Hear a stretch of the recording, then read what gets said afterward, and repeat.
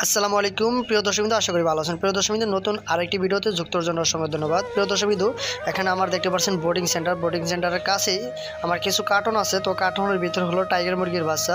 তো অনেক দিন পর আমি আমার খামারটি বাড়িতে পুরানো ছিল, খালি ছিল। তো সেই খালি খামারে আমি অনেক দিন পর 350 টাইগার মুরগি উঠিয়ে নিলাম। তো 350 টাইগার মুরগি আজকে সকালে এসেছে।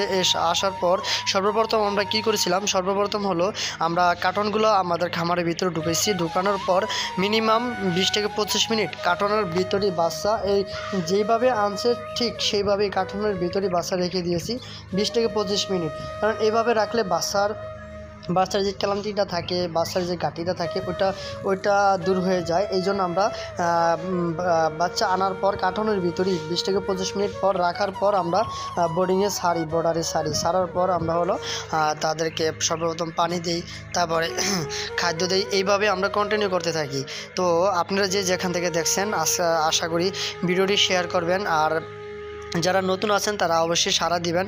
আর কেউ যদি কোনো ধরনের কারো যদি কোনো মুরগির সম্পর্কে কোনো ব্যাপারে জানতে চান বা কোনো কিছুর পরামর্শ নিতে চান, অবশ্যই আমাদের স্ক্রিনে দেওয়া নাম্বারে আমাদের সাথে যোগাযোগ করবেন। আমরা সর্বদা আপনাদের সাথে আছি, আপনাদেরকে সহযোগিতা করার জন্য, আপনাদেরকে হেল্প করার জন্য, যে কোনো ধরনের ইনফরমেশন দেওয়ার জন্য আমরা প্রস্তুত সর্বদাই আছি আপনাদেরকে দেওয়ার জন্য।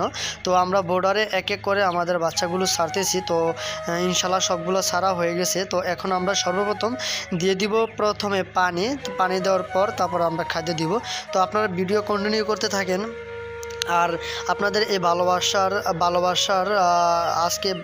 দ্বারা আজকে আমি আমার খামারটি আজকে প্রায় 3 বছর হয়ে গেছে। 3 বছর যাবৎ আপনাদের ভালোবাসা নিয়ে আগিয়ে যাচ্ছি আমি আপনাদের ভালোবাসা এবং দোয়ার মাধ্যমে।